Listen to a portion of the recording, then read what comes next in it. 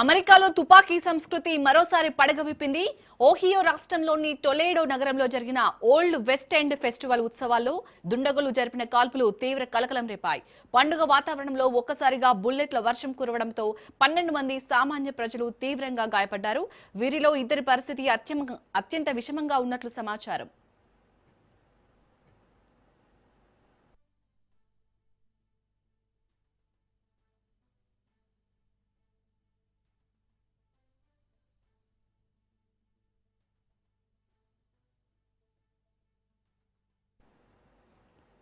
చారిత్రాత్మక నగరమైన టోలేడోలో 53వ వార్షిక ఉత్సవాలు అత్యంత వైభవంగా జరుగుతున్నాయి.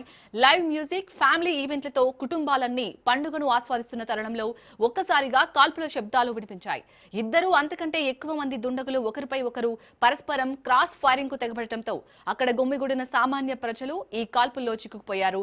ప్రాణాలు చేతబట్టుకొని జనం అటూ ఇటూ పరుగులు తీశారు.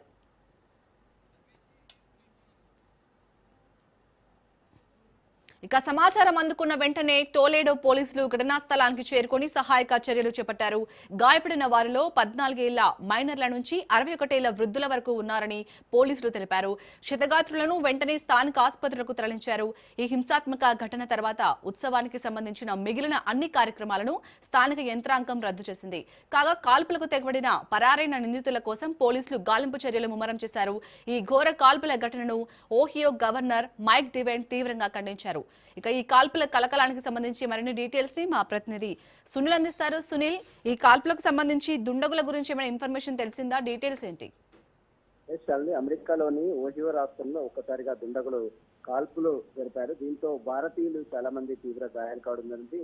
అందులో గతంలో కూడా చూసాం, ఇలాంటి సంఘటనలు అనేకంగా చోటు చేసుకునే ఒక న్యాయమూర్తి కూతురుపై కూడా కాల్పులు జరుపుతున్న నేపథ్యంలో ఆమె గతంలో చనిపోయిన సంఘటన చూసాం. ఇటీవల కాలంలోనే గుండెపోచమ్మపల్లి సంబంధించిన ఒక బాధితుడు కూడా ఈ కాల్పుల ఘటనకు దుండగుల కాల్పుల ఘటనలో మృతి చెందడం జరిగింది.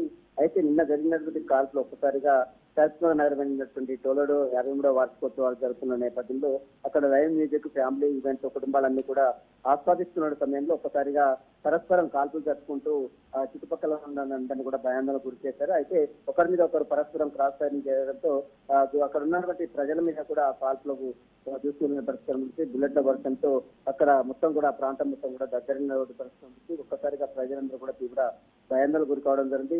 అయితే ఈ కాల్పులో చాలా మంది చిన్నపిల్లలు, పెద్దవాళ్ళు కూడా పూర్తిగా గాయపడ్డట్టు కూడా తెలుస్తుంది. మరోవైపు 61 ఏళ్ల వృద్ధులకు కూడా ఈ యొక్క కాల్పుల్లో ఘటనలకు గాయపడ్డట్టు కూడా సమాచారం తెలుస్తుంది. ఇంకా క్షతగాత్రులను వెంటనే స్థానికంగా ఉన్నట్టు ఆసుపత్రికి తరలించారు.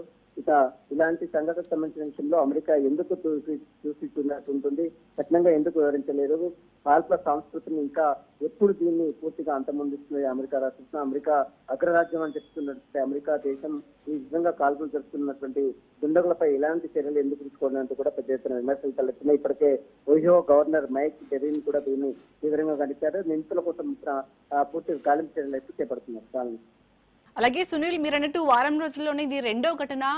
అంటే దుండగులు కాల్పులు జరపడం ఎందుకు, మరి అమెరికా ప్రభుత్వం ఇలాంటి వాటిపై ఎందుకు కాన్సన్ట్రేట్ చేయలేకపోతుంది? అక్కడ ఉన్న ప్రజలకు భద్రత కల్పించడంలో విఫలమైంది అనుకోవచ్చా ఇలాంటి ఘటనలు చూస్తే?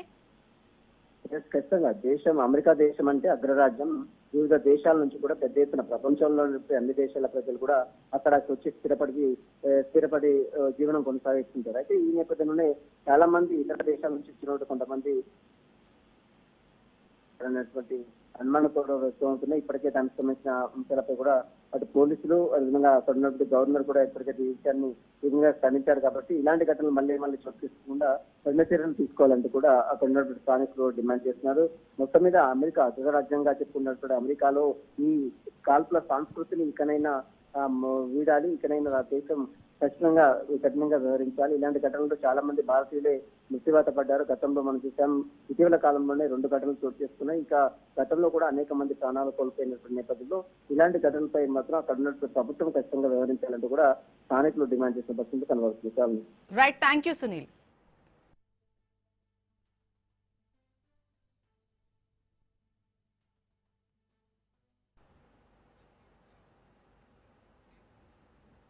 బులెటిన్లో మరో షార్ట్